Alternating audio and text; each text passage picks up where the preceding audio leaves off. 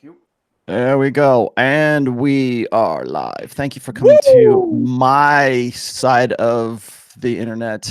I finally get to host Rule Zero. Let's see. I need to mute that. Okay, good.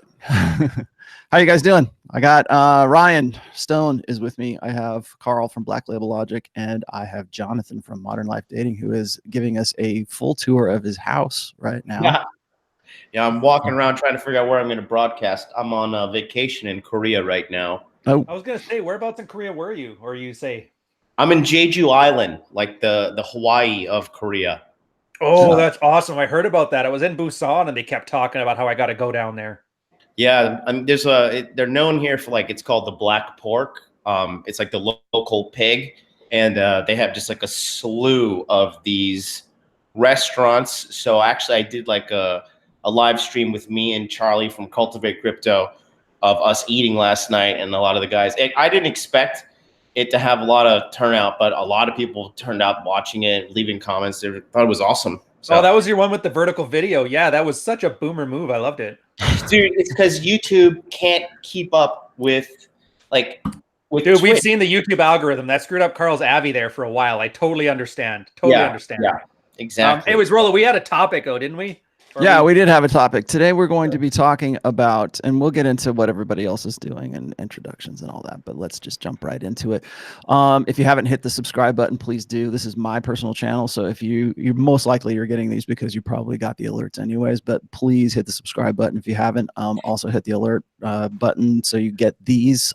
We're passing Rule Zero is sort of a community show, so like next week it'll probably be on Ryan's channel possibly. So we take turns, we share hosting this, so if you want to see all of these, you've got to subscribe to all of us, myself, Carl, Ryan. Rich Cooper is on vacation because he's on vacation. We got the holiday weekend here. Holidays are going on in the United States right now, so we got that happening. But I've cut out a little bit of time from my schedule. Happy Merca Day. Yeah, thank you. Yeah, hell yeah.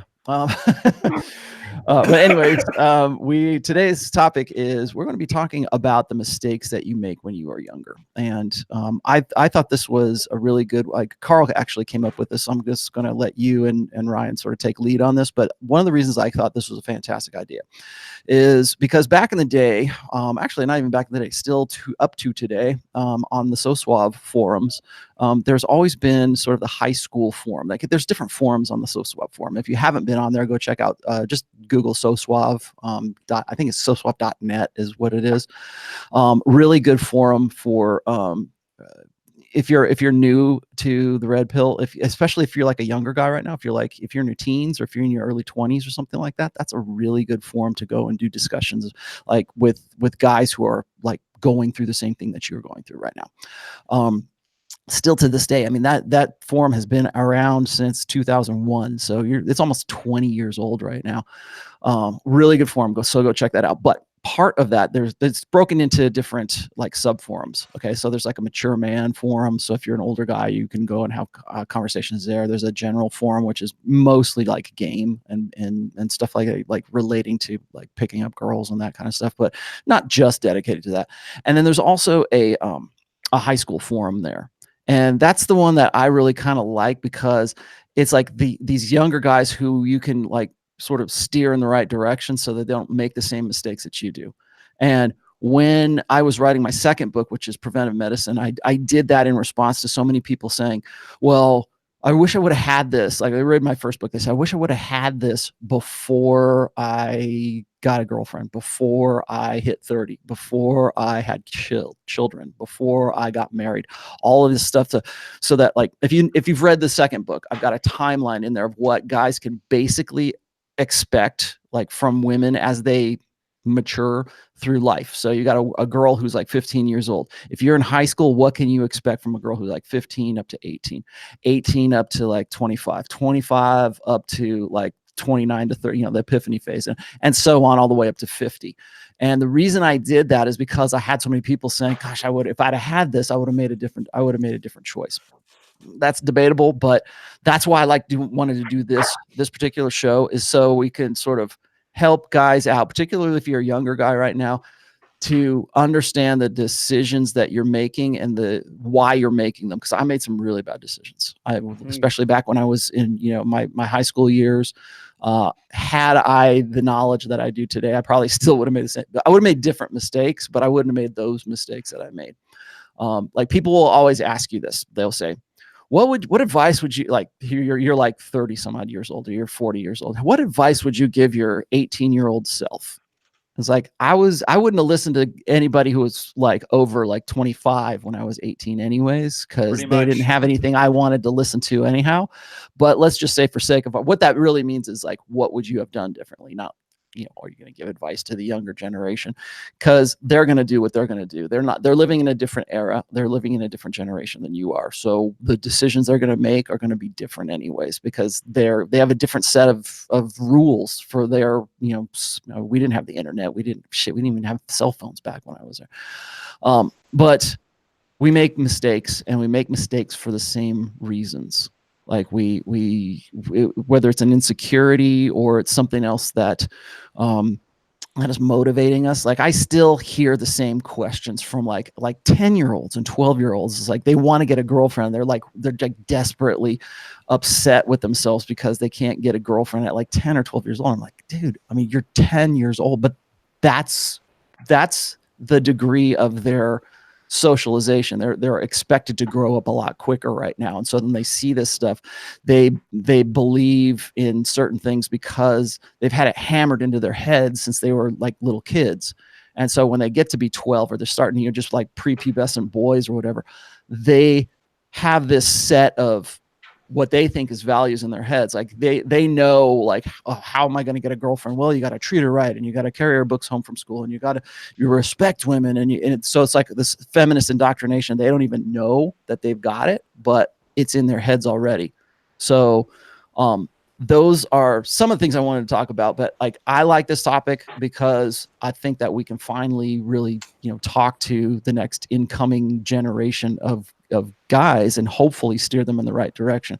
Another reason I also wrote Positive Masculinity was so that I could speak to, you know, red pill fathers, because I had so many red pill fathers saying, you know, when's the best time for me to give my son your book? I'm like, God, you know, let them live. You know, live it out for them. Be, you know, teach it to them. Don't expect them to read it. So, I mean, maybe, could you please be my son's dad for me for a minute? Yeah, exactly. Exactly. And it's like, well, like, I'm, you know, my conditions and my whole life setup is not anything that like anybody else's. So I can give you some suggestions, and I could say, you know, you live this out, you know, here's how you can steer them in the right direction so they don't make the same mistakes that you do, or I did, or anybody else did, because the motivations are always going to be the same. The reasons for making those mistakes are going to be the same, but the way in which they make them might change because the times change and the environment changes. So Carl, why don't you lead us off? What were you thinking about this? Well, the thing was, I do have one piece of advice I would give 18-year-old me. If you're going to restrain a girl, you buy bondage tape or use rope. Whatever you do, don't do duct tape. You'll be stuck in the emergency room all night, and you'll be hearing words like skin grafts and a few other things. It's just not a good way to go. Just stick with what the professionals use. Soft ties. Yeah, the reason why I wanted to do this topic was more or less that I get a lot of DM questions about a lot of different things, and the same thing with emails. So I kind of wanted to touch on the broader thing, just not about, you know, the sexual marketplace, but, you know, financial mistakes men make in their teens and early 20s, because a lot of the time, like, your mid to late 20s will be the first time you have money after a long time of not having money. Mm-hmm. So a lot of guys will, you know, buy a car they can't afford, you know, live a lifestyle they can't afford, and not invest anything for the future. They might, when they're leaving high school, they're like, oh, I'm really, really interested in literature. I'll go study literature. Or I'm really interested in art, so I'll go study art. And they find out later that, well, there's no way you're ever going to be able to earn a return on an art degree or a lit degree. So they make a Tell me lot about of they make a lot of big decisions from the age when you're about 15, 16 until you're 30 that can do a lot to define whether you live a good life or a bad life once you hit your 30s, 40s, and 50s. Like you have the guys who get married at 18, end up getting divorced, and like the first rash of divorces around 25 to 28, and suddenly they're back where they started. And you have a lot of these guys, and they do like 3 or 4 marriages, and they just never seem to get the idea that maybe marriage is not a good thing for me because I keep losing half my shit, and I barely get back on my feet from the last one. I'm getting divorced again. Or bad degrees of guys who join the military that are not suited for the military, and a lot of those big decisions will impact your ability to build a good life for you later. So this is laying a good foundation for lifestyle design. Dude, you're hitting all my points here. I'm not liking it. Yeah, I'm stealing your thunder. You're stealing my life failures. All right, whatever. So that's the thing. I'm going to tie on to you quick, Rollo, here. You're right. I wouldn't have listened to me either. But here's the thing. I think part of it is the process. Like if I didn't fail where I failed, and if I didn't do what I did, I wouldn't have learned what I learned. So if I were to give myself advice to avoid all those mistakes, I'm really robbing myself of the ability to appreciate any successes I have. And so the only thing I would actually say to my younger self is essentially to get the F out of my hometown. Get as far away as possible. Your friends are useless. Your family's useless. Your peers are not. You know what I mean? Like financially, it's a rut. Get out of there. There's also the whole thing that you have a lot of things where you can get kind of tricked into, because like we have, especially in our little space here on the internet, there are a lot of guys who are like, if you're not making $1 billion annually, have 8 exotic cars and 19 girlfriends when you're 19, you're really screwing up in life. You're pure soy.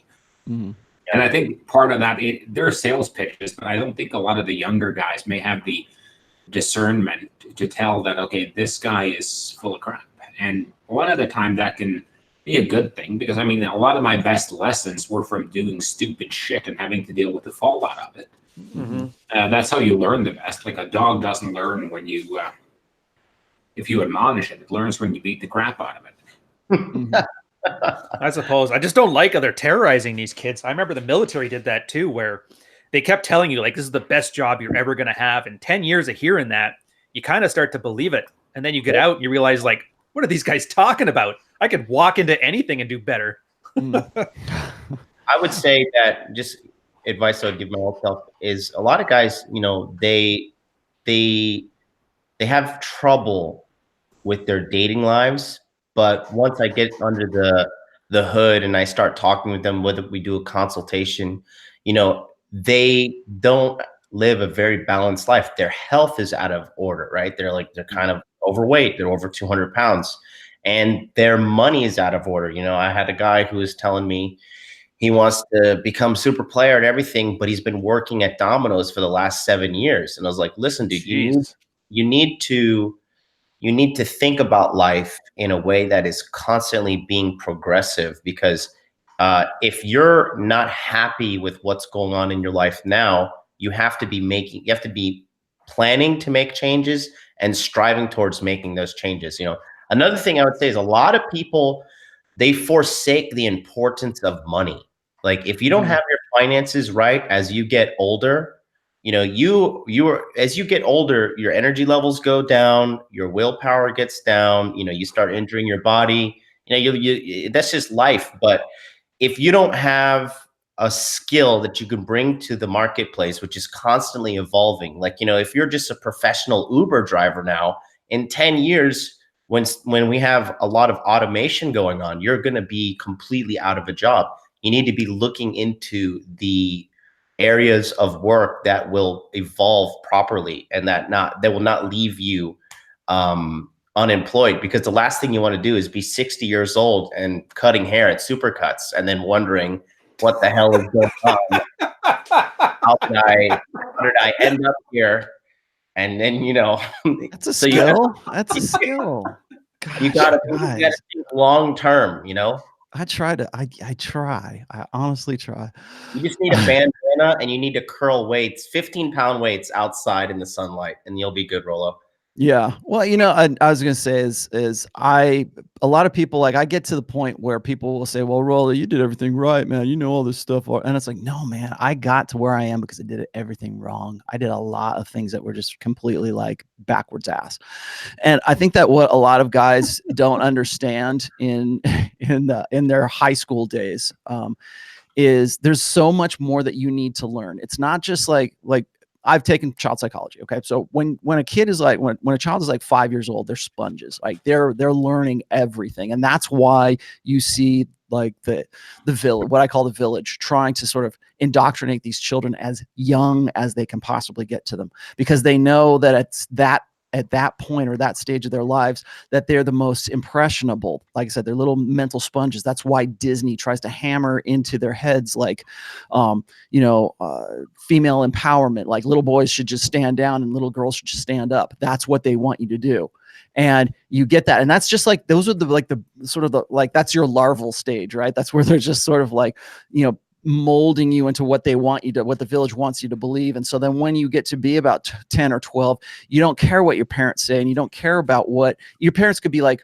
You could have a red pill father and it wouldn't make any difference, because your indoctrination from the time you were 5 years old until you're 15 years old, that's a 10-year stretch right there. And you're learning a lot of stuff when you're a little kid.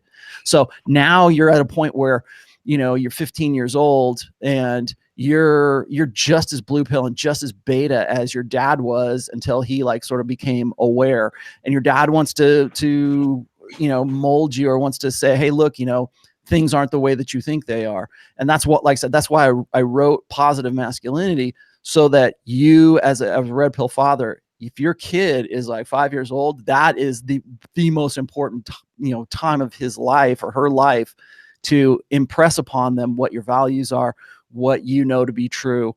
Red pill awareness, live it out. I'm not saying hand them my book. I'm saying live it out, be the example of that. And you're also the example for their friends as well. You might be the only like positively masculine guy, like a conventionally masculine guy, that any of their friends even know. Because statistically, they're going to be the children of single mothers right now, or going into the future is pretty much about, in the future, it'll be like 50-50. You'll see 50% of children will be born out of wedlock, and they won't have a father in the house for whatever reason. And so you might be that only source of like positive conventional masculinity for that kid.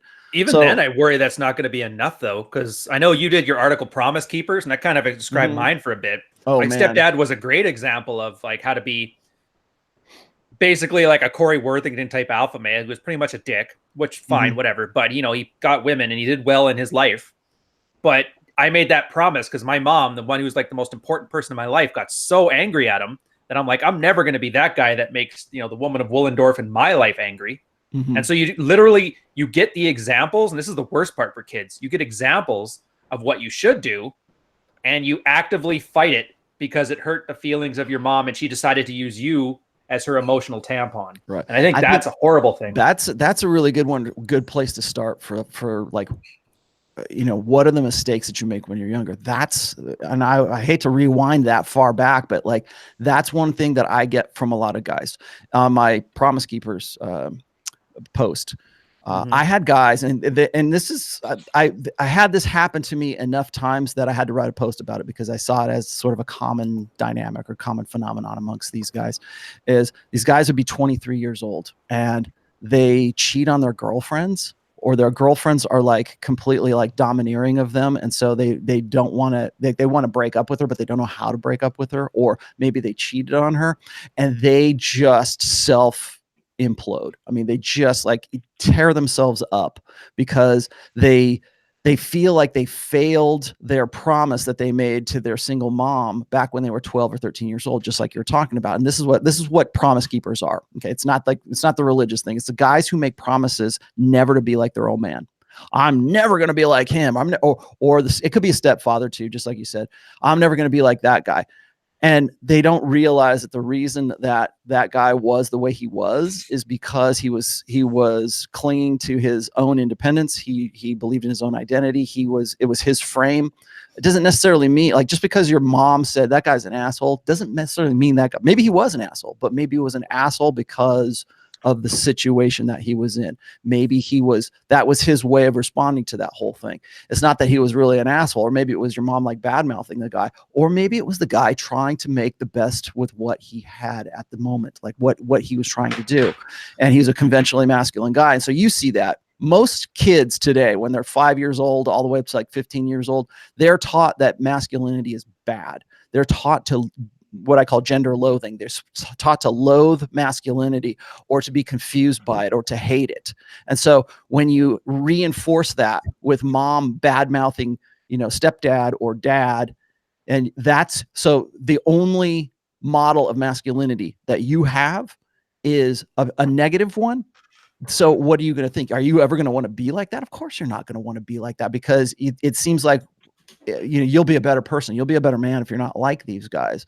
But you're still a dude. You still have innate masculinity inside of you, and you have this. What it does is it creates this inner conflict. So when a guy gets to 23 and he wants to get away from his girlfriend, or he cheated on her, he beats himself up because he realizes that that's just him being him.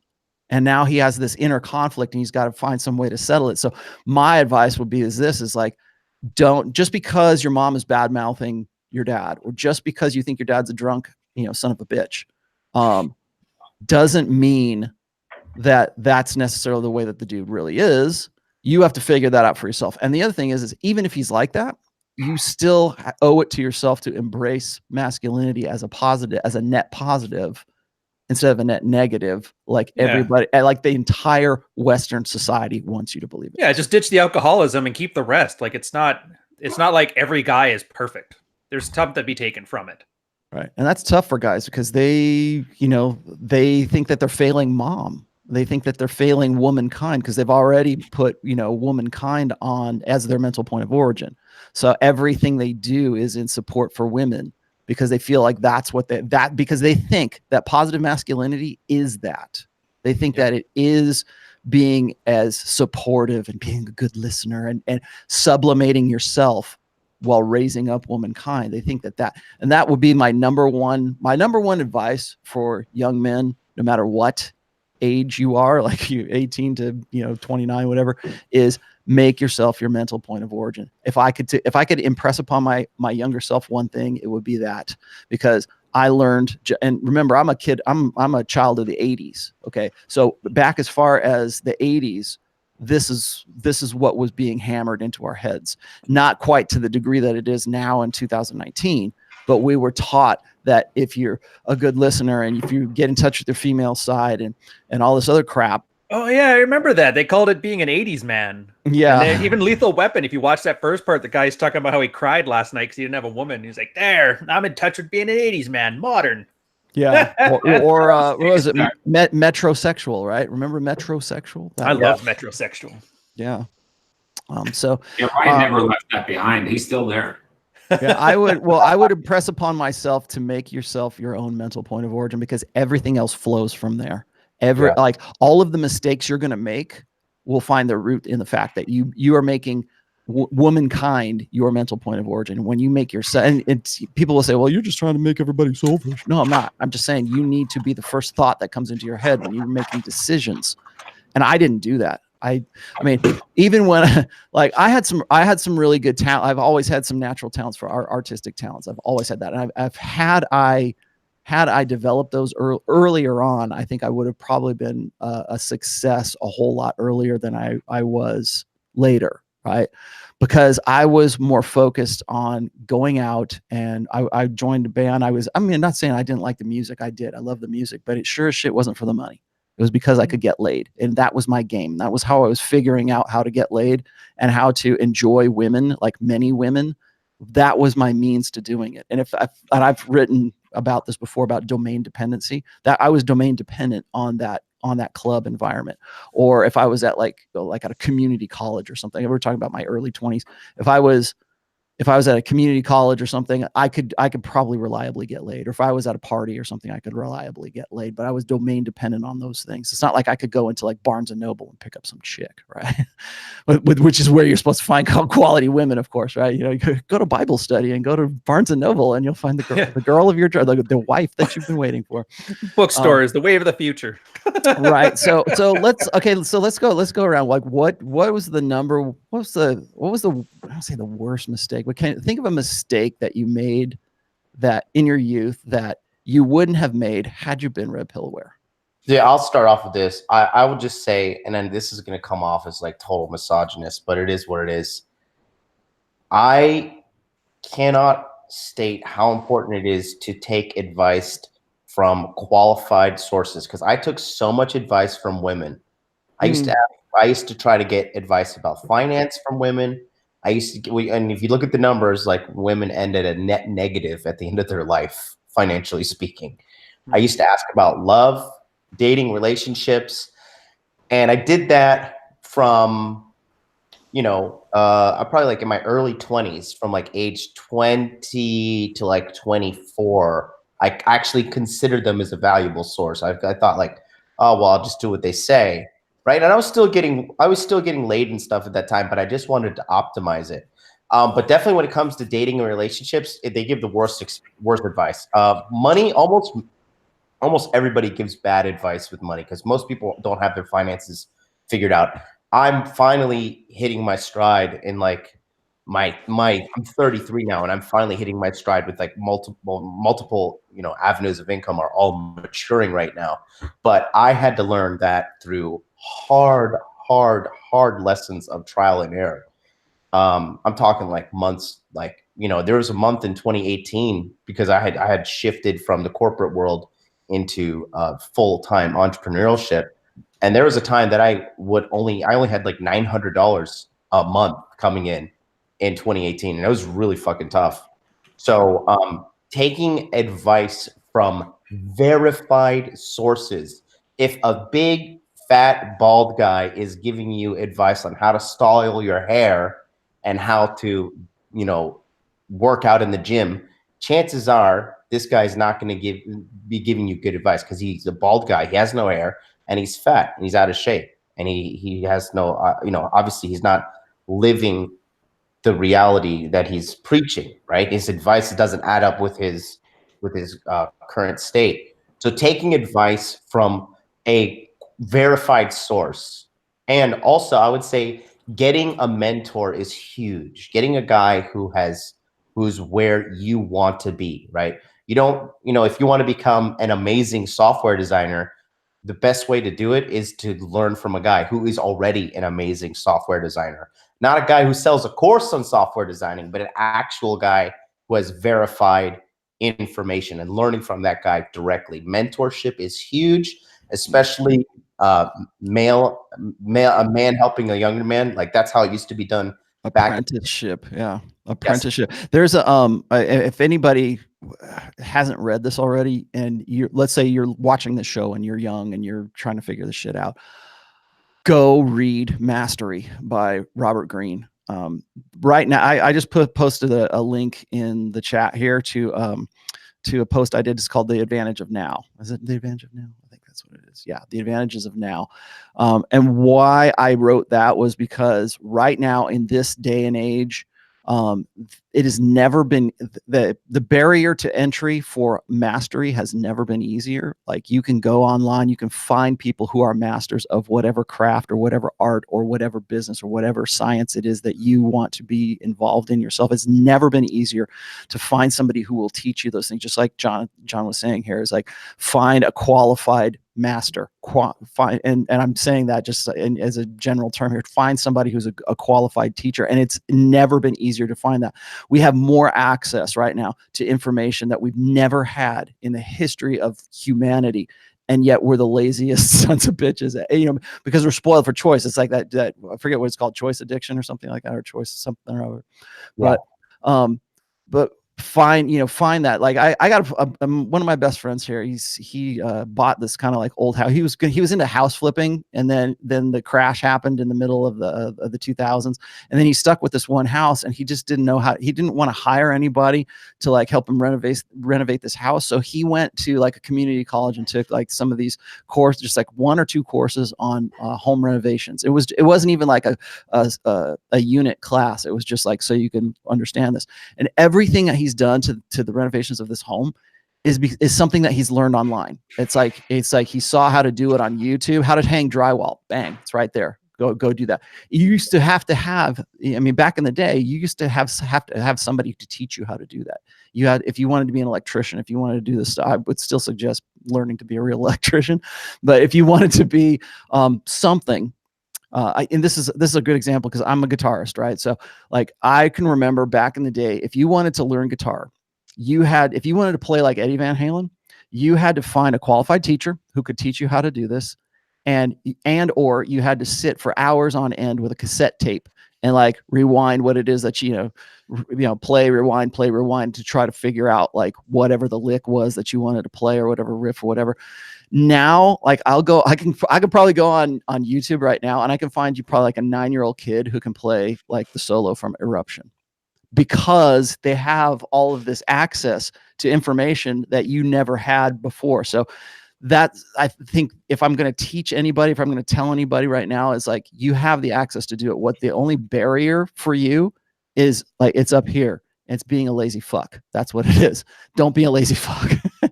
So you need to, it's getting off your ass and figuring out what it is that you want to do. Because a lot of guys, like they'll say, I want to get a girlfriend, or I want to get this. And what it does is like, they'll make decisions based on what it is that they think that like, I got to follow my heart, or I got to follow my, my artistic soul, or follow my emotions and stuff like that. And that leads you to making really, really bad mistakes that make you well, first of all, you regret things later on, but it will change the course of your life. Whereas if you had just made yourself your own mental point of origin and you took advantage of the mastery of this era, you can't fail, man. I mean, you simply can't fail if you go and you put the work, do the work, just like Rich always says. Carl, let's see, what would Carl do? Or well, Ryan, what would you do? What's your advice is going to be kind of crappy, because I hate John's right. Every guy I ever got advice from as a kid, it wasn't advice. It was them spilling out their regrets. And I could smell it right away. And I think that's a lot of the reasons why younger guys don't listen to older people, because the kind of older guy who's going to mentor you doesn't just sit there and wait for you to sit down so he can run his mouth off. So most of the advice you're getting is people who, oh, I should have done this and I should have done that. And it's always the worst advice ever. Mm-hmm. I would tell a story, but it's pretty sad and it'll get you guys demonetized. But no, I'll skip that. It's a crack story. You're not going to like it. Anyways. Well, I understand what you're saying. It's like my life that could have been, and it sounds like complaining. Yeah, I think that's especially when it comes from guys. I mean, when it comes from women, we kind of like cut them some slack because you think, oh, well, women are oppressed. They're automatically a victim. So if a woman complains, we're used to hearing complaints from women. Women complain. Yeah, and she showers every day, so whatever. I'll put up with her. She's wonderful. Yeah, and then so like when we listen to guys like say, oh man, I never would have got married, or I never would have did this, or I never would have had kids. It sounds like an old guy bitching about the decisions that he made. Yeah, rather than and yeah, you're probably right. And a lot of older guys do that. They come off as sounding like, well, you're bitter. Well, yeah, he probably is a little bit bitter, because if he would have known then what he knows now, he would have made a different decision. But that's the thing. So for my advice, it's not like, they may be right, but they don't really offer good mentorship. I found for good mentorship, you actually had to seek somebody out that you aspired to be. And there was, for a lot of guys, they're going to be like in crappy small towns like I was. There was nobody. Even if I found the greatest guy in that town, he was still the top dog in a town of 2,500 people who didn't have a pot to piss in or a window to throw it out of. They didn't know what the internet was. They didn't know how to succeed. And I think this is where the problem is that even if you want to seek people with qualified advice, that they just may not exist. So if I had to give advice to myself, it would be to mute the fear response.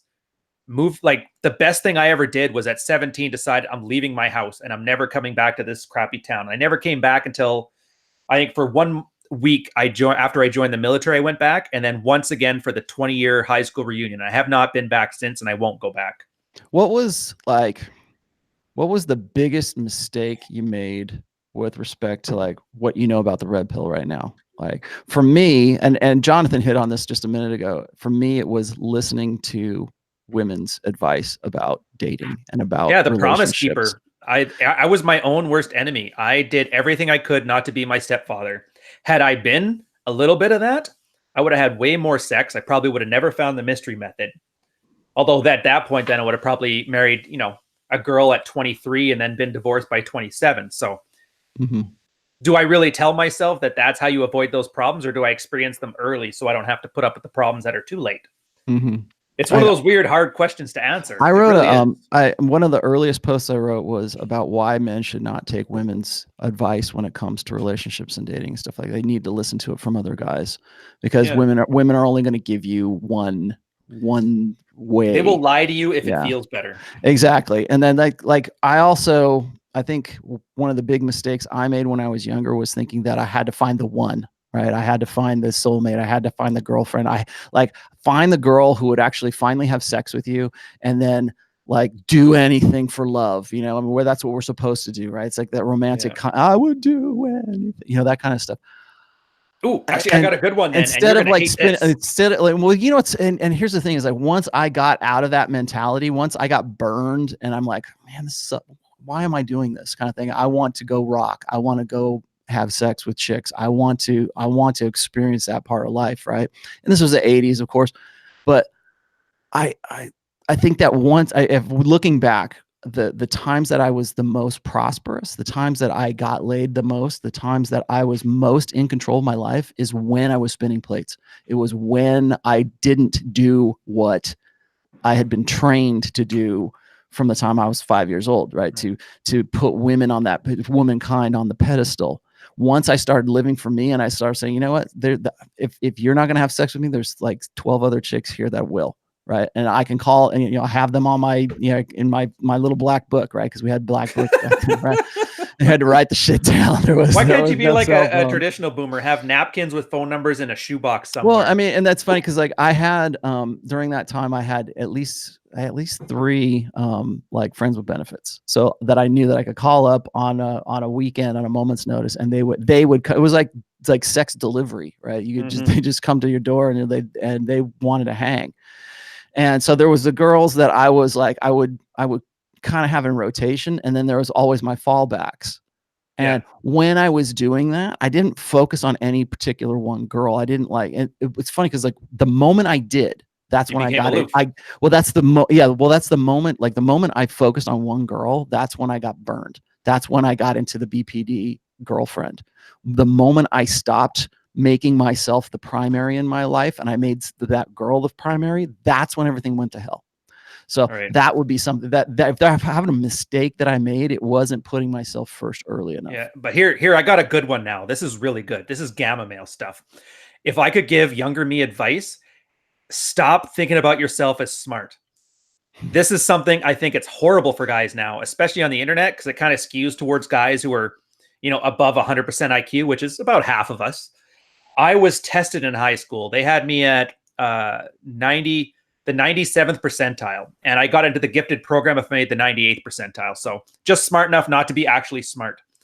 Everybody in my life told me how smart I was, how great it was. That was probably the worst thing you could tell a kid, is that he's good at being smart.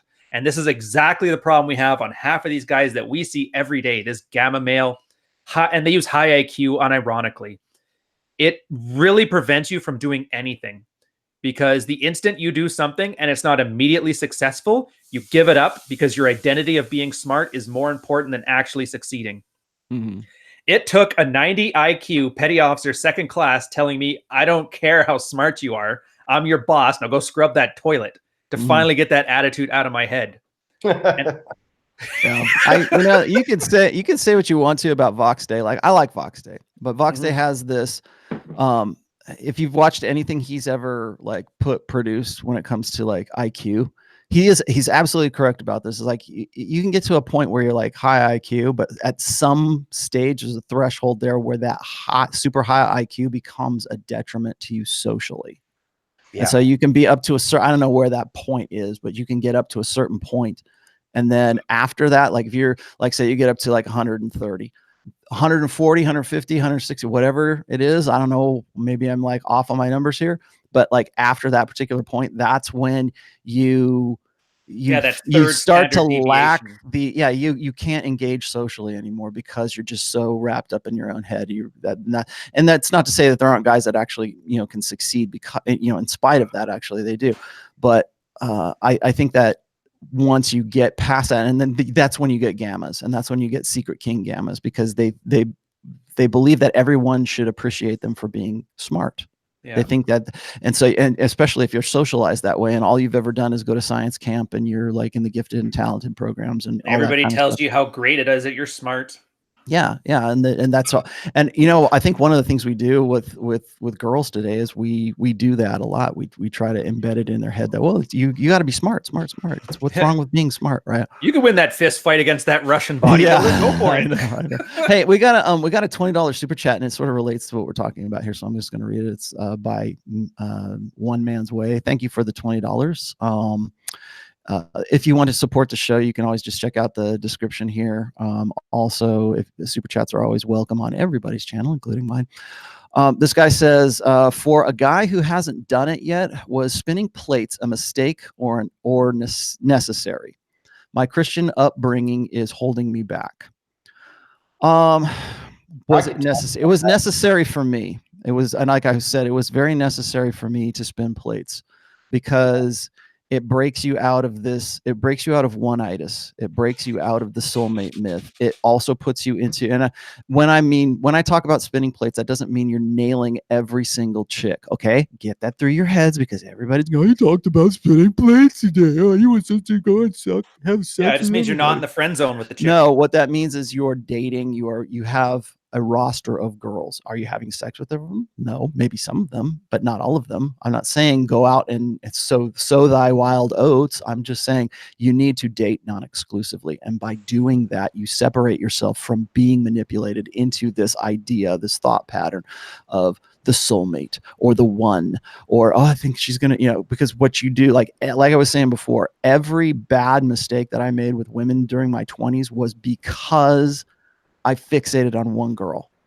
And granted, later on, you've got it, because I didn't have the experience with many women back then. Like right now I do, but like back then I was just sort of earning my notch count at that time. And I mean notch count in the sense that like my experience with the women who I was dating, who I was getting with, whatever it was, spinning plates, non-exclusivity was very much a requirement. Now you have your Christian upbringing. Okay, well, I don't know what your convictions are, and I don't know how, you know, deep set that is for you, but I do know this, is that even if you're a Christian guy, and just because you're not having sex with these girls doesn't mean you can't be dating multiple girls. If you really think that, you know, premarital sex is going to get you to hell or something like that, okay, but make sure that you have choice. Make sure that you have multiple, you understand women from an experiential side of things. That's, whatever happened to those anything but Christians? You remember those? Yeah, right. I got a Hummer. It's okay. I could talk about that, because I was raised in the church heavily for a while, in the Pentecostal church. And when I was younger, the church really brainwashes you very well. Jesus is a great hustle. And, you know, they truly told me that all women are angels. And I thought that all girls were perfect angels, like guys were more bad. And the fact that girls were like having sex in the church, I slowly started finding out about this, that people in the church were having sex, but I just figured that it was few and far between. And I remember when I was like 21, I was, sleeping around a little bit, but not at the level, like the high level that I am now. And then certainly not the high level some of my friends were telling me. And somebody told me that women would meet guys the first night randomly in a club, go home and have unprotected sex with that guy. I literally told my friend, I was like, dude, you're lying. I was like, I don't appreciate you lying to me. That doesn't happen. That's not true. That's how brainwashed I was in the church. And, you know, ultimately, if you want to get better at anything, you have to do it multiple times. Repetition, repetition, repetition.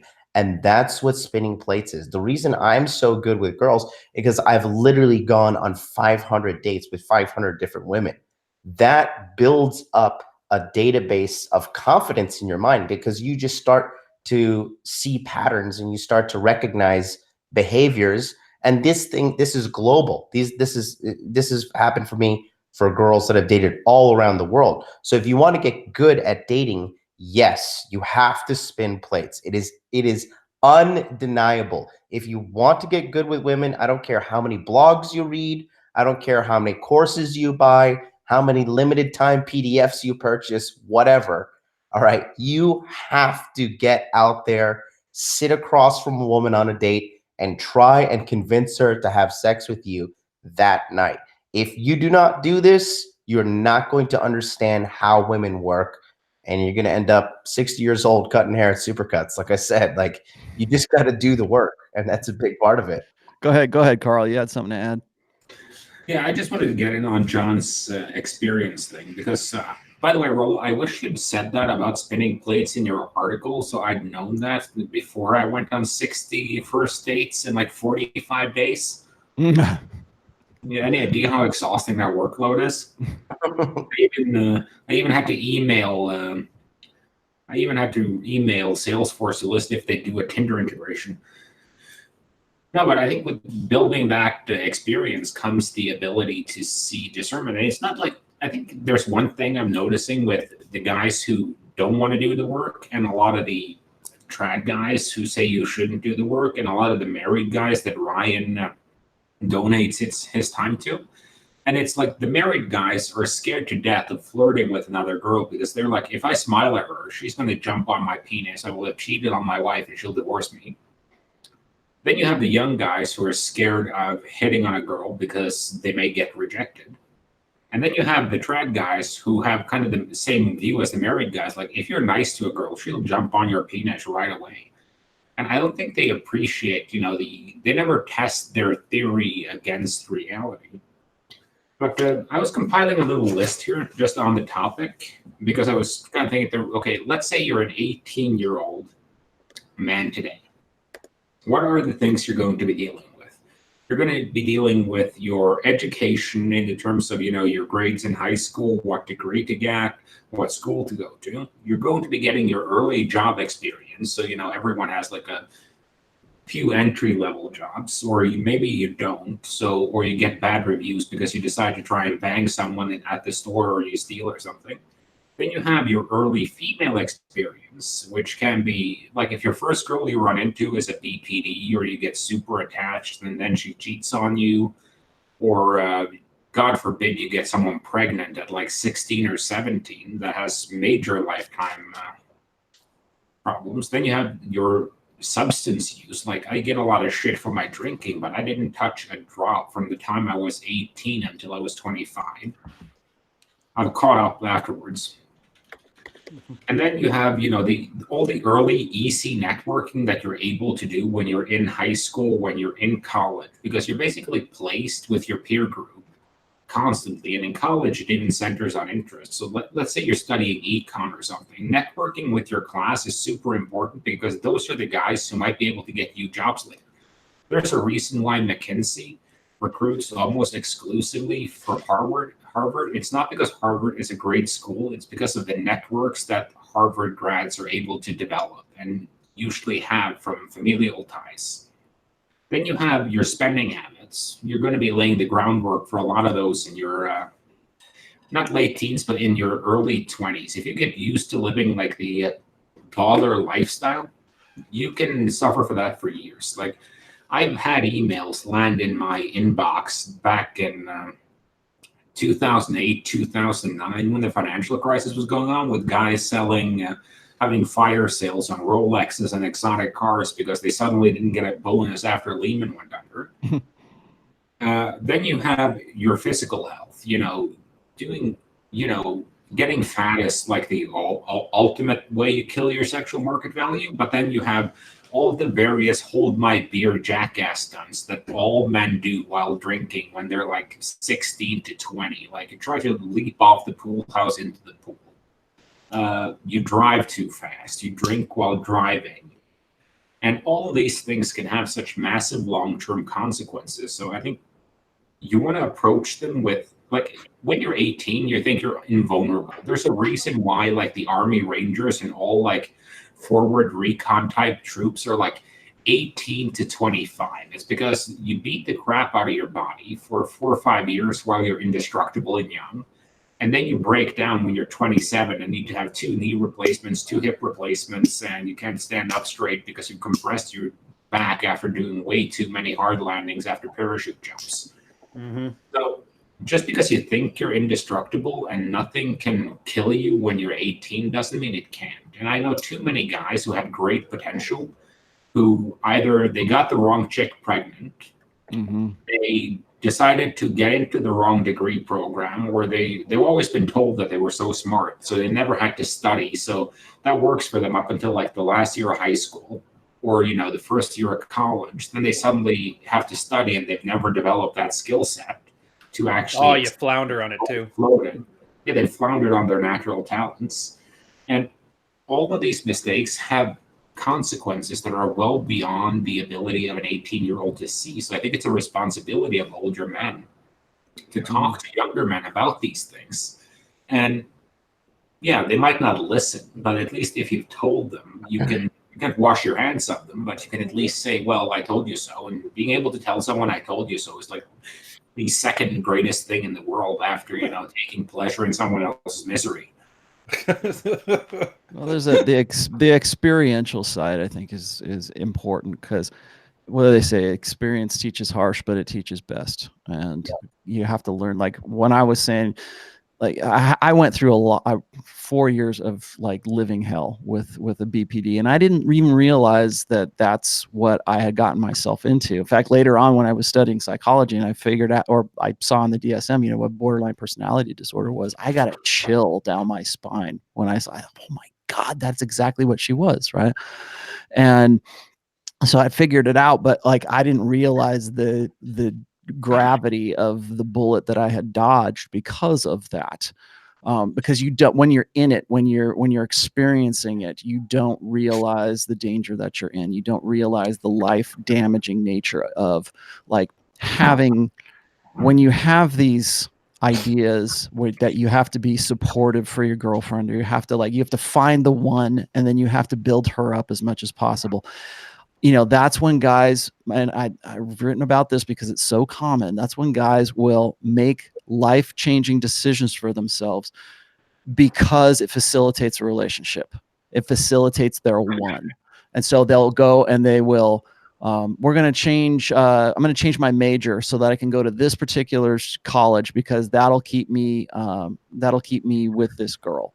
Or and in 3 months she's going to jump on a dick anyway. So exactly. And there's a I'll show you this. I'll show you this real quick here because I wanted to bring this up anyways. This right here, as you can see, I'll call this up. This is my my timeline that's from preventive medicine, and if you look at like what you can, this is, I laid this out as sort of a roughly what you can expect from women at different phases of maturity. Okay, so this is for women right here, like between the ages of 15 and 50. What they're looking for, there's what I call a break phase right there. If you look at the, like right around like anywhere between like 18 to 20, somewhere in that stretch, you're looking at, you're looking at a phase where things are going to start changing for you. You become an adult. Maybe you go to the military. Maybe you go to college. Maybe you go do something else. You have to decide what it is that you're going to do. And that's a really tough time for a lot of guys, young men, because if they had a high school sweetheart, or if they had a girlfriend and that girlfriend goes off to college, and remember, more women are going to college than guys are right now. So it's at that point where your belief system when it comes to, you know, intersexual dynamics, your belief system is going to be what's testing, very much was what's tested right there, because it's at this point also that women start to go on their sexual market value peak. So right between, like, say 18 and about 23, like if you notice right here where we're right at 23, I put peak SMV for women. If you go and you compare this to my infamous, you know, sexual market value chart, that's where that bell curve for women is at its highest. That's when they have their peak potential for being as valuable as they're probably ever going to be in their life when it comes to sexual market value. And so she's on her ascendancy, and you as a young man are trying to figure out why it is that she wants to go out and she wants to party, and why she wants to go on girls' nights out, and why she doesn't want to have anything to do with you, or why you want to be on a break, right? That's when she know, it just feels right. Yeah, it just feels right. She doesn't know what she's going through. But if you had this information, you would understand what's happening. And usually it's right around this time that a girl goes off to college and she breaks up with you because she wants to experience all that stuff in college. She wants to make the most of her party years. Women instinctively know that right about 21, 22, 23 years old, right in there is when they're going to be their most valuable in the sexual marketplace. They know this. In the back of their head, their hindbrain is saying, man, we really got to make the most of this. And if they're not doing it, they're going to, they'll end up getting to be about, like, you know, into their epiphany phase and going, damn, I wish I would have made more of that. So that's something to keep in mind, that if you're a young guy and you're between, like, say the ages of 18 and 20 right now, you're probably going to experience this to some degree, assuming you have, you know, at least some, you know, average success with women, or you have a girlfriend or something like that. Most likely you're going to break up with her. Most likely she's going to get off to college and say, you know what, things have changed. My feelings for you have changed. And that's because she wants to maximize it. Now, do all women do this? Of course not. But there are, you know, mitigating factors, but that's what they want to be doing. They want to make the most of that because they know that their primary agency over men is their sexuality. And when are they their most valuable from a sexual market value perspective? Right around 23 years old. So expect that and understand that that's coming, because what guys will do, and this gets back to my original point, what guys will do is they will, here, I'm going to close this out. Do themselves. Yeah. What guys will do is they will convince themselves that they need to move out to wherever she is. They need to be at the same college that she is. They need to change their jobs. They need to leave their families. And their only motivation, their only real ambition isn't, they don't want to go to college. They don't want to go to the Navy. They don't want to do whatever it is that they want to do.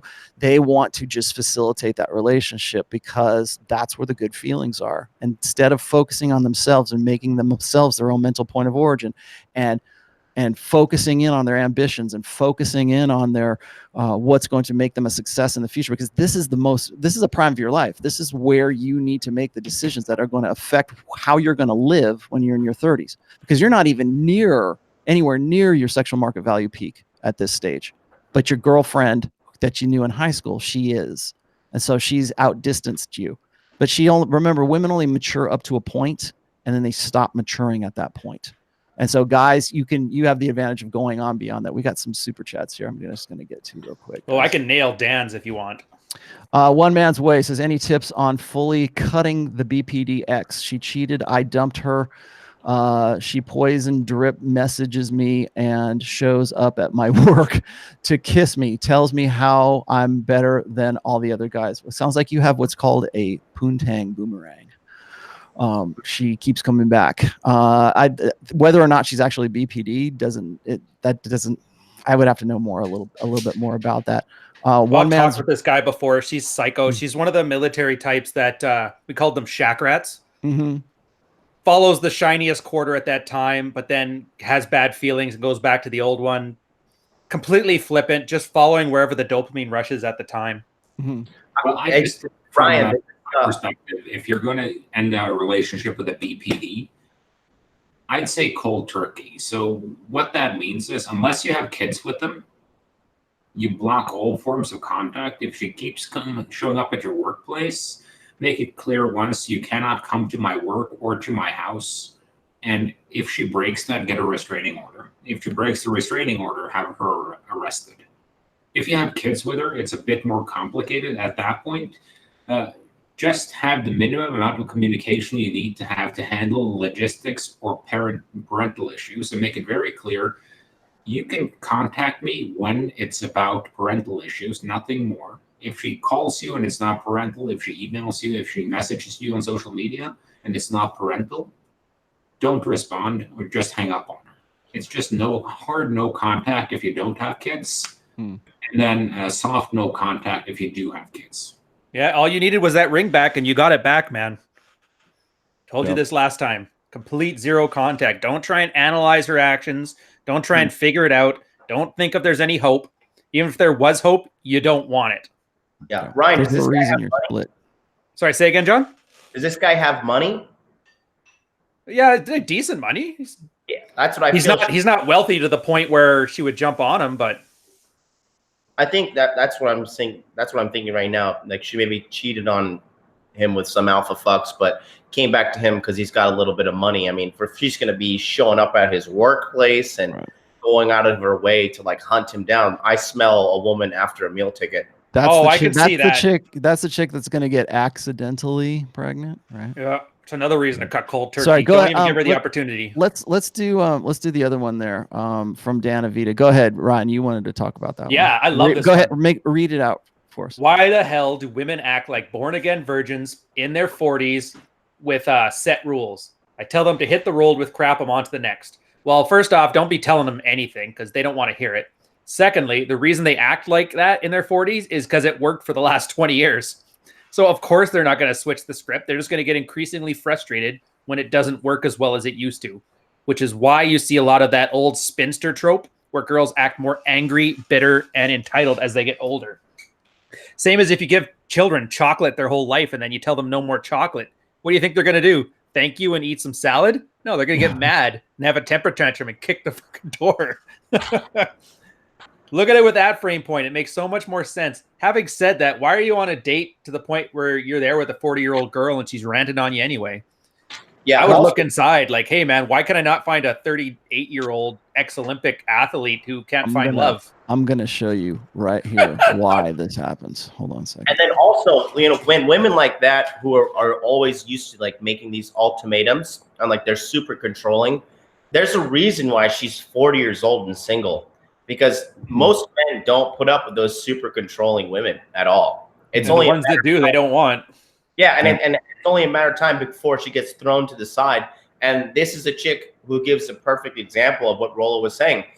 Women only mature up to a certain point. If you keep on having this happen to you over and over and over again as a man, and you're 40 years old, and you're probably gonna be like, okay, maybe I have to look inside the mirror and realize that it's probably me. She clearly has not made that connection, and she's going to be single probably for the rest of her life. Right. I'm going to show you something here real quick because this sort of goes to what I'm saying. Like a guy sexual market value peak, I peg it at 37 right here, but like it could be before that. It could be like 34 to 37, somewhere in there. It's generally a gentle decline. Yeah. Well, here's the thing is if you'll notice right around where I say 36 here, and remember this chart here, this timeline is meant for women's stages of maturity, but right around 36 years old, that's when women have an alpha reinterest. And that's when they start to say, is this guy really the best I can do? Am I going to really spend the rest of my life with this guy? I mean, he's a great father, but he's so unexciting. And I'm really pining for all those hot guys that I had fun with back in my party years. That's when she goes into what I call the developmental phase or the development phase. And that's where women have to sort of put up or shut up, because right before they hit 40 years old, that's when they have to decide for themselves, because women believe that they can still live that cougar lifestyle, that they can, like, I'm still hot. I need to find a better guy before I hit 40 and nobody will have anything to do with me. Well, first of all, this is a mistake, because most women after 35, if you're not married after 35, statistically, you're probably not going to get married. But we convince women during the development phase right here that that they can do the eat, pray, love thing. Like it's called, these are the prime years for divorce porn women. This is the prime demographic right here. And so what happens is they have to make that decision, whether are they still hot enough, or could they get themselves hot enough to go find another guy. And this is where you'll see women's like get obsessive about going to the gym. Like you'll see women in the gym who are, maybe there's some girls in their 20s and they want to stay in shape. Women primarily between say 36 and 40 years old, this is when they get like obsessive about it, because they're in the back of their head, in their hindbrain, they believe that they can sort of in some way relive those things, and some of them can actually do that. That's now the problem, because that 1 out of 100 gives everybody else that little bit of gives hope. them that hope. Yes, you right. don't win the lottery Apex if you don't fallacy. try. Yeah, apex fallacy is what that is. Also the issue with the self-selecting nature of the market, because what you have to keep in mind, and this is mainly an LTR thing, but if you say that you have like 3 major marriage divorce cycles, so you have the people get married about 18 to 22, they get married real early. Right. I got a question here.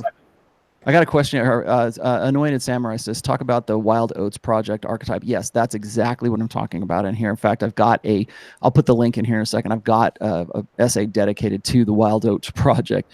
What that was is it's a woman who was married, got married right around her epiphany phase, somewhere in there, and never had kids, but she still, she felt like she didn't have enough sexual partners, so she decided to live the poly lifestyle with her husband, who was okay with it, and surprise, surprise, they end up divorced. Wow. So right around this time right here, and this is really kind of the long way of answering, why do women become born again virgins? Well, they sort of go through a shorter version of their party years and their epiphany phase once again. So if you look at the redevelopment and the reinsurance side, that's when women like get that alpha reinterest right around 37 years old, 36, 37 years old, and they think they can go back and have college age guys, and they probably can if they're hot enough, and they're for a night. They're gaming women in this demographic for young guys is pretty easy, because they fall into that cougar archetype, and they want to play along with that. Well, after a while, they go through sort of a shorter version of their party years, and then they get into the redevelopment and reinsurance phases between 40 and like 47 years old, 48 years old right there. And that's when they start looking for security again. So they kind of replay all of their younger years, the epiphany phase, and then back into the security phase. So what Dan Avita was saying here is, at 40 years old, they're saying, well, how come they decide that they want to be born again virgins? Well, they're at this phase, they're starting to think, well, they got to think long term, because once they get past 40, they realize I can no longer compete. And they should have been realizing this back, well, they kind of do back when they're like 32 years old, because that's, if you want to know when the wall happens, it's right around 31, 32 years old for women. And it's not because they're not hot. It's because in their head, they know that they can't compete with their 23-year-old self. So what happens here is later on in life, the 40-year-olds decide that they're not going to, they do the same thing. They go through a kind of a new epiphany phase where they say, I'm not going to have sex with the guy unless he's going to give me commitment, unless he's going to be my next husband, unless he's going to have, he's got to be a man with some benefits, right? Unless he's got to have enough. Yeah, exactly. If she's hot enough to pull that. Most of these women realize that they can't actually do that.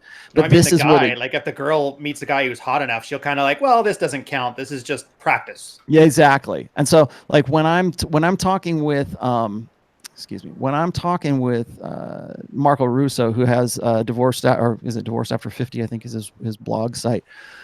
He complains of exactly the same thing. It's like he's 55 years old and he goes back and I think he's dated as young as like 35, but he'll go, like, his demographic is this demographic, and he reports exactly the same thing that Dan Avita is talking about right here. Because if they see you as a one-night stand, if they see you as a young guy, a young buck that they want to have sex with that night, they'll have sex with you. But if you're older and you've got benefits, they're going to make you jump through hoops, because they want you to be, again, remember, women break rules for alphas and they make rules for betas. And if she's making rules for you, she sees you as the provider. I'm not saying you are a beta. I'm saying she sees you as that archetype. She sees you as the provider guy. So that's why that is. What else do we got? I wanted to jump into the macro perspective of your scale there, because when you get the first rush of marriages around 18 to 22, first rush of divorce around 30, then you get a second rush of marriages between 32 and 35, and another string of divorces around 42. And what this does, it self-selects the market, because let's say 50% of marriages ends in divorce. That means 50% of the people who could carry on a relationship, they're already gone in that 18 and to 22 phase. They're gone. what you're left with are the 50% who are already divorced ones, or who for some reason are not good with relationships. So you have the same scale in there. So in the next rush, you have the people who have the skills, but they made a bad choice with their first marriage. So like they may have married someone with mental issues or someone uncompatible, etc. Yeah, that's an interesting phenomenon, because once you've gone through 3 cycles of this, basically anyone who can carry on a long-term relationship is out of the market. They're gone. So the only thing you're left with are people who are incapable of actually having a long-term relationship with someone. Right. You know, it's funny you should say that, because there's you've heard of the 7-year itch, right? That's like a stereotype or whatever. 3, 5, and 7. Yeah, 3, 5, 7, and there's also like 7. The reason why 7 years is the time that couples split up is because they've usually had kids, or they've decided whether they're going to have kids or not, and whether or not the woman wants to stay with them. The next time where women are more prone to divorce is at 20 years. So at 7 and at 20 years, those are the prime. Like if you've been married for 7 years, you get past that, wait till the 20-year mark, because that's going to be the next test. Remember, hypergamy is based on doubt. Is he the best that I can do? They ask themselves seriously about whether or not they're going to stay with this guy at 7 years, and then again at 20 years. That's why we have gray divorce right now. That's funny. That's how guys in their military career talk about it too. Either leave at 7, 12, or 20. yeah, because it's so common. It's absolutely common. And then when is the best time for a woman to cash out of the sexual marketplace, right? And you got to ask yourself these questions.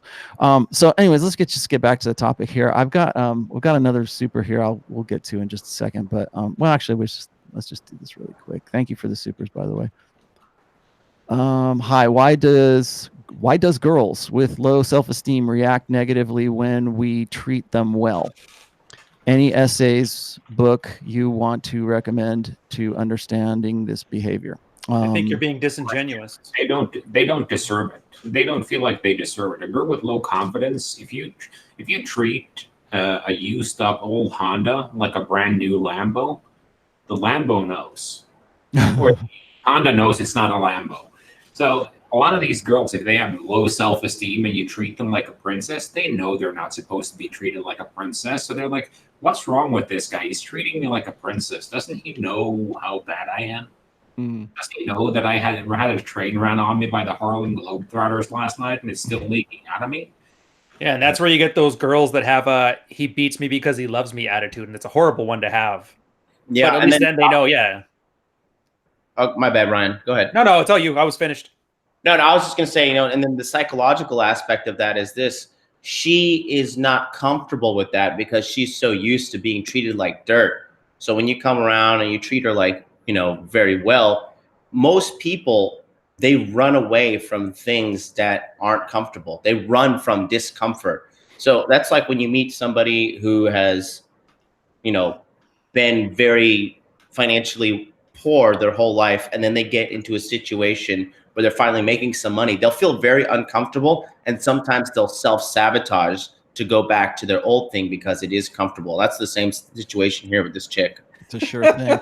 I was going to say, that reminds me of something else that I can't think about exactly what we're referring to.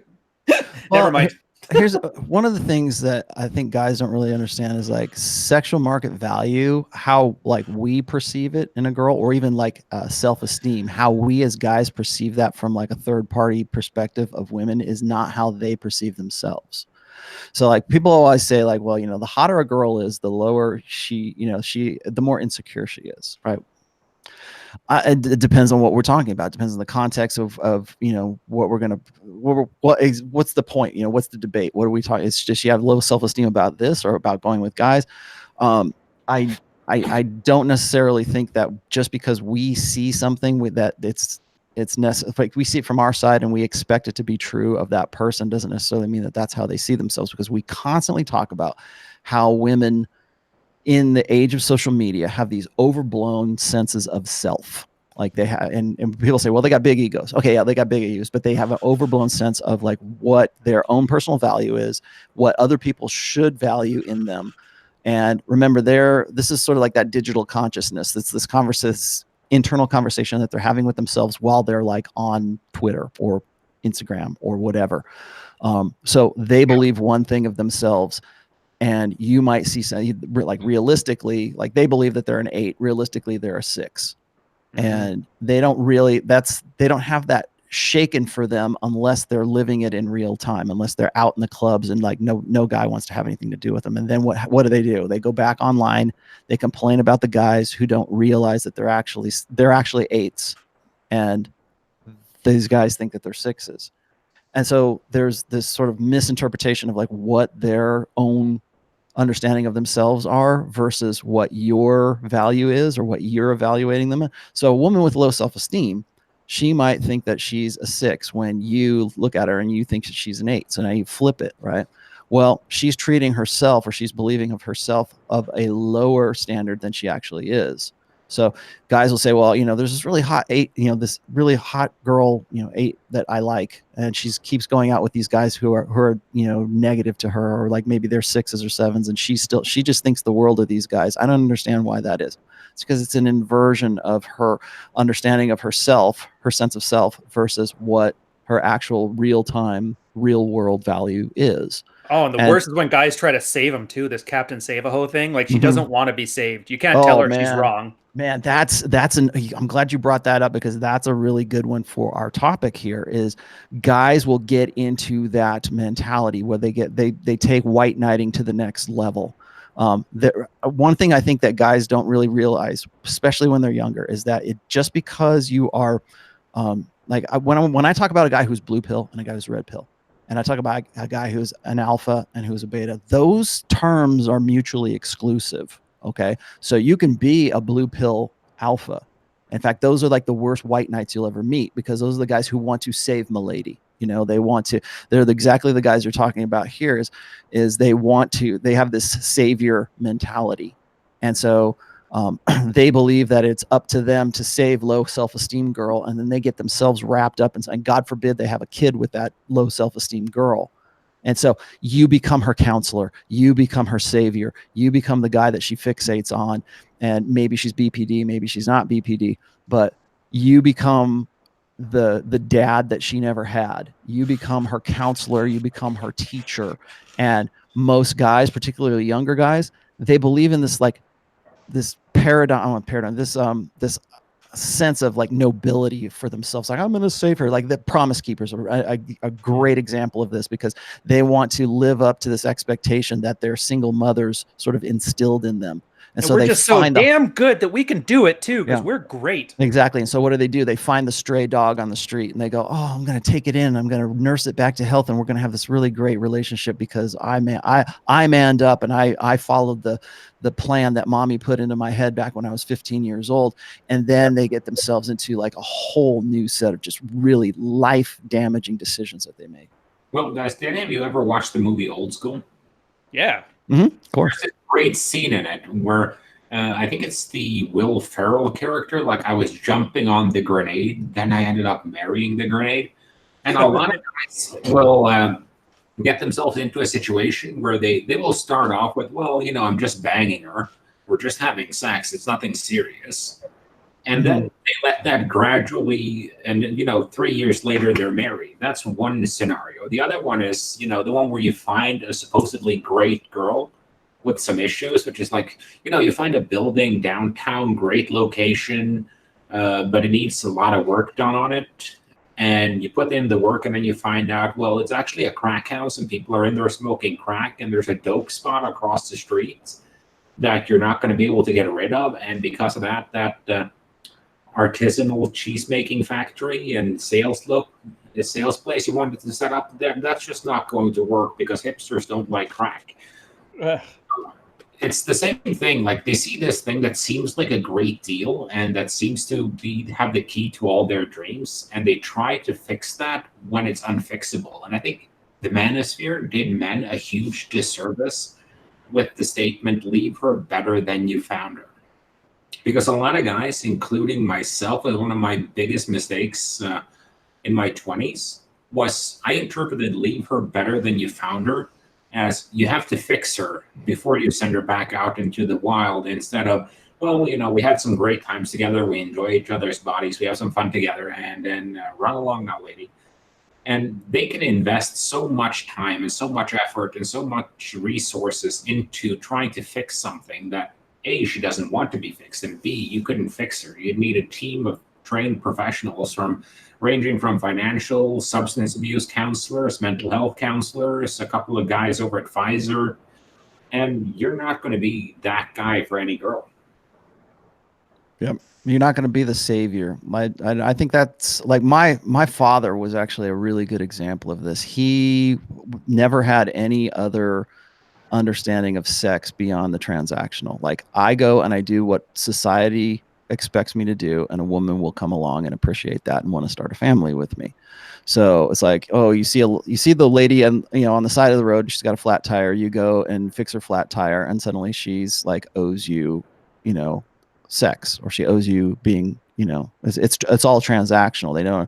A lot of guys don't realize the difference between transactional sex and validational sex. In fact, I didn't for a very long time, until I got into my rock star 20s, and I realized that chicks actually like to have sex because they just like to have sex, and it's not always just this exchange. It's not because, like it sure as hell wasn't because I had a lot of money back then. It was because I was who I was, or what I was, I should say. So things to remember. We got another one here. Somebody asked me, are you going to go on Joe Rogan's show? I would very much love to go on Joe Rogan. And Joe, if you want to have me on, I'd be happy to do that. I'm a little bit sketchy about that, though, because I think that I might be a little too much for Joe. And I don't More than Gavin McInnes, though. Or Alex Jones, right? Yeah. Well, but those guys are like a special kind of crazy. I think that if I started talking about I think Joe would see me as like one of those MRA guys. He would see me as like, you're a men's rights activist, and you're a real misogynist because of that.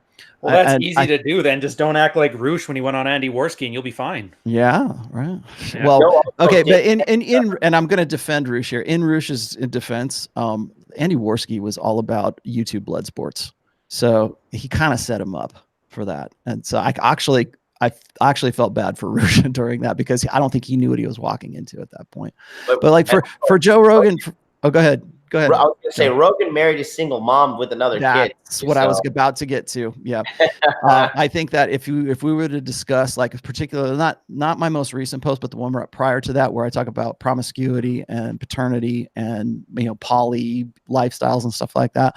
I talk about, single moms, and like how that is a sexual strategy for this era is have sex with the hot alpha guy, breed with the best genetics that a woman can get, and then specifically look for the guy who's going to man up and take over the parental investment duties of the guy that she was never had any intention of spending her life with. She just wanted to have his kids.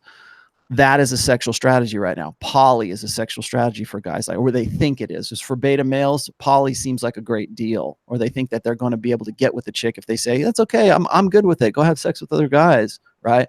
Because that'll be an advantage. Well, what they're saying is, I'll sign up to be your support staff. I'll be your pit crew, right? I'll be the guy who will help you watch the kids, and I'll babysit the kids while you're off having sex with Chad on a Friday night, because that's just how I am. And he says, well, he can have sex too. Yeah, he can, but who has the easier time?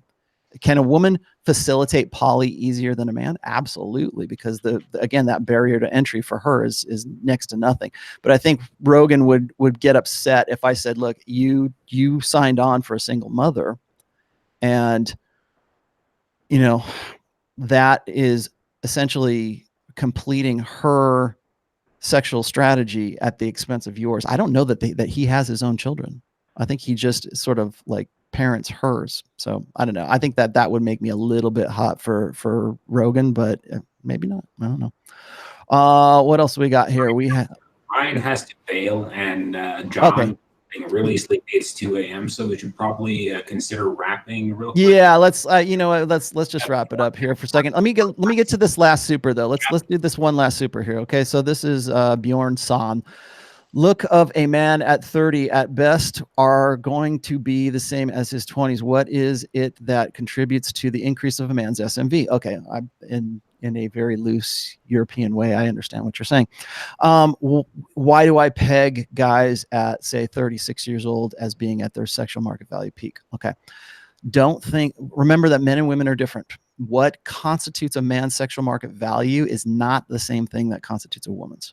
One of the reasons why women hit their sexual market value peak at 23 years old is because that is when they have exactly what it is that men from 15 to 90 years old want. And this is, and Carl can back me up because he knows the stats on this as well from Gendernomics. Is in Dataclysm, the book Dataclysm, they did these polls of guys, like what age do they find women the most attractive? And they did it by demographic. So at every age cohort, men find women in the age between, say, 21 and 23, 24 years old the most attractive. So yeah. you got a kid who's 15 years old, he finds a 21-year-old the most attractive. You got a guy who's 90 years old, he finds the 23-year-old still the most attractive. It doesn't change. For women, it does. So when women are looking for a guy, the age that they think is the most attractive is usually anywhere between 5 to 7 years, depending on the cohort. So if you got a woman who's like 25 years old, she finds guys who are 30 the most attractive. It's always a little bit older than themselves, and that's because hypergamy looks for the bigger and better deal. It's looking for competency in men. So that's the important thing to remember, is that when you get to be like, say, your early 30s, that's when you're starting to hit your stride as far as sexual market value is concerned. So what I do is I get guys who will say, you know, they just hit 30 years old, and suddenly the girls that didn't want to have anything to do with them when they were 22 years old suddenly think that they're the best thing in the world. And I couldn't see it in front of my face this whole time. You're the most perfect guy for me. Why did I ever bother with these guys? Want to start a family? You know, that kind of thing. Because go ahead. So then also, I just want to say, you know, he asked how to improve your SMV. I always say this, and I'm going to say it till the day I die.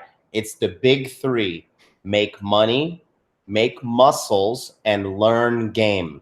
If every man in this life focused from age 18 on making money and growing that money exponentially, making muscles, low body fat, high lean muscle, and then learning game, as in, like I mentioned before, the only way to learn game is to spin plates and go on multiple dates. You do those three things consistently for as little as 3 years, you're going to have the craziest sex life that most rock stars had back in the day. But if you don't do those things, because in this life, there's only two things. You are either progressing or you are regressing. Most men are regressing as they get older. But if you take the mental fortitude that you have and focus it on the big three, which I'll say it again because I want to emphasize the importance here: make money, make muscles, learn game. That needs to be the mantra for all of you guys listening right here. You do those three things, your SMV will skyrocket every year on an exponential basis. And remember, it takes longer for a guy to mature into his prime sexual market value than it will for women. You have to be, men must become, women just are, men must become. So remember, keep that in your head. Don't think that you have some sort of, you know, I'm going to just lock myself out of the game. I'm just not going to play that game. Guess what? You don't exit the game. You're in the game in some way, whether you decide to play it or you don't decide to play it. Okay, that's fine to you, but you don't exit the game. So again, just what John was saying, money, muscle, and game. Yeah, I look at it, this looks, affluence, and game. Have three is the best. But if you can only have one, you need to focus primarily on game and learn game, because you need to have that social interaction and you need to be able to be socially intelligent, because that's where the others come from, is being able to direct yourself into different aspects of life when it comes to muscle, when it comes to money, when it comes to game. You need to, I don't want to say confidence comes from options, but you won't generate those options unless you're out there and you're actually doing it and you're actually applying yourself. So anyways, we're probably going to wrap up a little bit earlier here. That's fine. Usually we go for 2 hours, but I'm good with that. We didn't have a full cast and it is a holiday. So I've got a boat that's waiting for me right now. So anyways, what do you guys got going on before we wrap up here? I'm going to be on tomorrow at 1:30 Pacific, 4:30 Eastern with Pat tomorrow. Pat Campbell. We're going to be doing Rational Mail 101. So that will be on this channel here. Please hit the like button before you go. If you want to learn how to support my show or support this show, all of that information is in the descriptions. Please hit the subscription, or excuse me, it's in the descriptions, and please hit the subscription button and make sure you hit your alerts too, so you can get all of these shows. We're doing this every Saturday. Just look around, you'll find us. Go ahead. What do you got going? For me, I just closed enrollment for Body Language Mastery 2.0. So I've got over 100 guys that are getting ready to get into the webinars.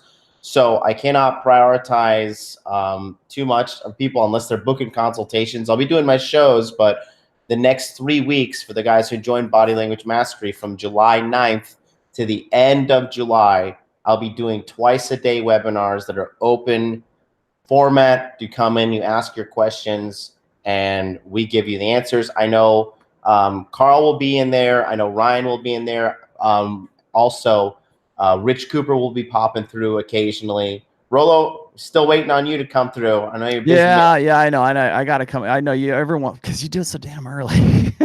Oh, well, they're twice a day if I'm now. up early, I'll do it. Okay, they're twice a day now. They're in the morning and in the evening. So 8 p.m. Eastern Standard Time in the evening. So cool. But yeah, that's what I got going on. Okay, Carl, what's going on? Just the books as always, Gendernomics on Amazon, and you can get the audiobook versions on Gumroad. Jack Napier was kind enough to record them for me and post them on there. And from what I hear, he's also doing Goldman's Go Forth book. So he's rapidly becoming the audiobook guy for guys who don't have some boat at reading their stuff. Cool. And of course, blacklabellogic.com and my Twitter feed at blacklabellogic. That's pretty much it. Cool. All right, guys. I told Jack Napier, because when I talked with him, that he needed to do voiceovers and stuff because of his voice, and I had no idea he would run with that, and it's already booming. Well, yeah, you should. He's a good dude. I've been on his show one time. That's another thing I should say. I'm going to be on the Masculine Geek podcast on Wednesday, I believe 6 o'clock Pacific, so probably 9 p.m. Eastern. Just look at my Twitter feed for that, or go over to Masculine Geek, his channel. I'll be on Wednesday. So that's what I got going. What's that? Yeah, Rob is awesome. He's like the third guy in the manosphere. I really enjoy that show because I can sort of let down my hair a little bit on that show. So, fun. So cool. All right, guys, this has been a lot of fun. Got anybody watching this, please hit the like button. Show your support. Again, all the support links are in the description. All right, guys, thanks a lot. We'll see you next week.